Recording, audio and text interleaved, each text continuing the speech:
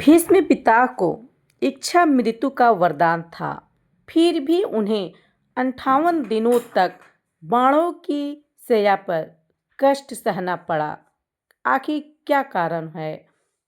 भीष्म पिता ने श्री कृष्ण से पूछा, मैंने तो कोई पाप नहीं किया, फिर मुझे यह दंड क्यों?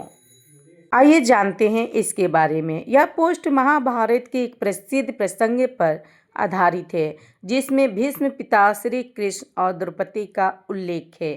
पाप देखना भी पाप है। क्या अन्याय देखकर चुप रहना भी एक प्रकार का दोष है? महाभारत में भीष्म पिता को सबसे शक्तिशाली और धर्मज्ञ योद्धा माना गया है। उन्हें इच्छा मृत्यु का वरदान प्राप्त था, अर्थात वे जब चाहे तब प्राण त्याग सकते थे। वे प्रतिज्ञा, त्याग और सत्य के प्रतीक थे। फिर भी कुरुक्षेत्र के युद्ध में उन्हें बाणों की शैया पर लेटना पड़ा और लंबे समय तक असहनीय पीड़ा सहनी पड़ी। यह दृश्य केवल शारीरिक कष्ट का नहीं, बल्कि आत्ममंथन का भी प्रतीक है।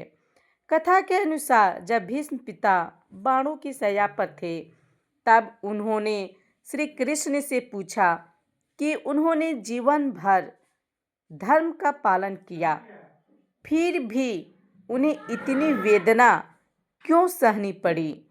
तब श्री कृष्ण ने उनसे उस घटना की याद दिलाई जब राजसभा में द्रौपदी का अपमान हो रहा था। उस समय भीष्म पिता वहां उपस्थित थे। वे अत्यंत शक्तिशाली और प्रभावशाली थे, परंतु उन्होंने अन्याय के विरुद्ध आवाज नहीं उठाई। यहाँ संदेश यह है कि पाप केवल वही नहीं होता जो हम स्वयं करते हैं, बल्कि वह भी पाप है जिसे हम अपनी आंखों के सामने होते हुए देखते हैं और रोकने का प्रयास नहीं करते। अन्याय के समय मौन रहना भी अधर्म की श्रेणी में आता है। भीष्म पिता का मौन, चाहे वह राजधर्म की मर्यादा के कारण हो रहा हो या व्यक्तिगत प्रतिक्रियाओं के कारण, इतिहास में एक गंभीर प्रश्न है के रूप में दर्ज हो गया। यह प्रसंग का गहरा नैतिक अर्थ है। समाज में अक्सर हम देखते हैं कि गलत कार्य हो रहे हैं, किसी का अपमान, किसी पर अत्याचार या किसी के साथ अन्याय। बहुत से लोग यह सोचकर चुप रहते हैं कि यह उनका विषय नहीं है या वे स्वयं मुसीबत में नहीं पड़ना चाहते, परंतु यह चुप्पी धीरे धीरे अन्याय को शक्ति देती है। जब अच्छे और सज्जन लोग मौन रहते हैं, तब दुष्ट प्रवृत्तियां और अधिक साहसी हो जाती है। भीष्म पिता का जीवन हमें यह सिखाता है कि केवल व्यक्तिगत सदाचार पर्याप्त नहीं है।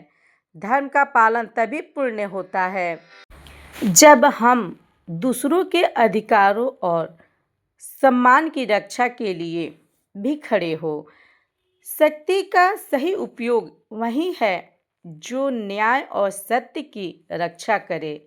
यदि हमारे पास सामर्थ्य होते हुए भी हम अन्याय को अनदेखा करते हैं, तो वह हमारी नैतिक कमजोरी बन जाती है। यह कथा आज के समाज में उतनी ही प्रासंगिक है।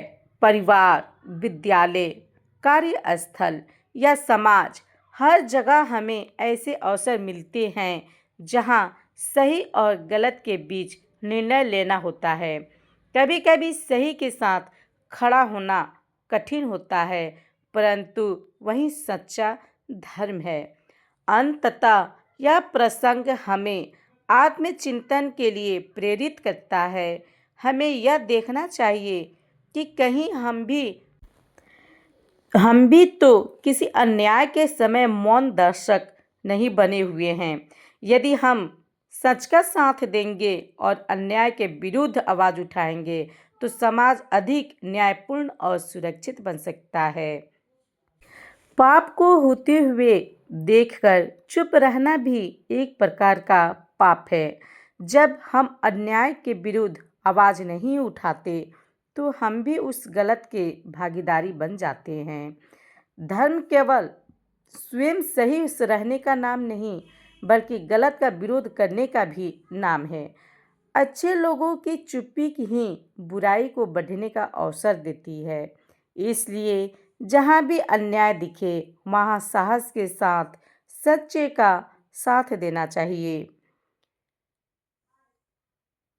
धर्म केवल व्यक्तिगत आचरण नहीं, बल्कि सामाजिक जिम्मेदारी भी है।